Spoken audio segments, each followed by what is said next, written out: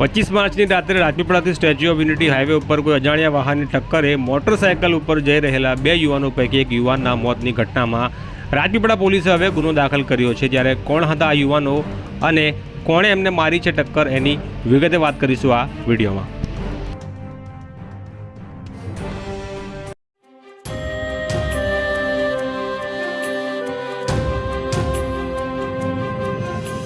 Narmada live में तमारू स्वागत है। 25 मार्च 2026 रातना 8 वाग्या सुमारे राजपीपळा नजीक आवेली वावड़ी चौकड़ी थी नर्मदा होटल तरफ जता वळांक में मोटरसायकल पर जई रहेला 2 युवानों ने कोई अजाण्या वाहने टक्कर मारी एक युवानનું मौत निपजावानी घटना में हवे राजपीपळा पोलीसे कोई अजाण्या वाहन चालक सामे गुनो दाखल कर्यो छे।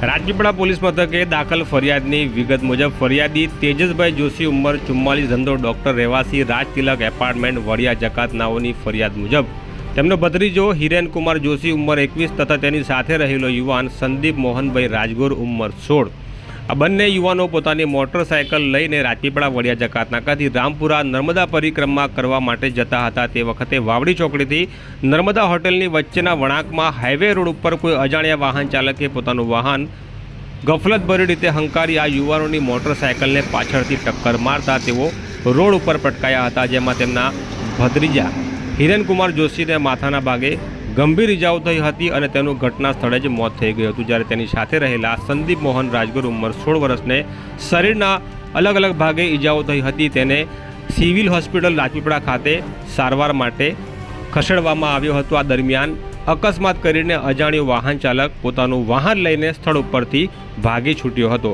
ત્યારે હવે આ મામલે રાજપીપળા પોલીસે અજાણ્યા વાહન ચાલક સામે गुनो नोंधी आगळनी तपास शरू करी है। आ केसनी तपास राजपीपळाथी स्टेच्यू ऑफ यूनिटी हाईवे 4 लेन होवा छतां पण अकस्मातनी घटनाओं अवारनवार बनती होय छे। हजी थोड़ा दिवस अगाऊ झुंडा गामना पाटिया पासे एक बेकाबू ट्रक द्वारा मारुति वान ने अडफेटे चढ़ावता मारुति वान में बेसेला 2 युवानोने गंभीर इजाओ थई हती अने तेओ हाल बंने वडोदरानी खानगी होस्पिटल में सारवार हेठळ छे। अकस्मात पाछळना कारणनी वात एवी करीए तो જ્યારે રોડ ઉપર પટ્ટા પાડવાનું કામ ચાલી રહ્યું હતું ત્યારે એક તરફનો રોડ બંધ કરી દેવામાં આવ્યો હતો અને જેના કારણે અકસ્માત સર્જાયો હોવાનું સ્થાનિકોએ જણાવ્યું હતું।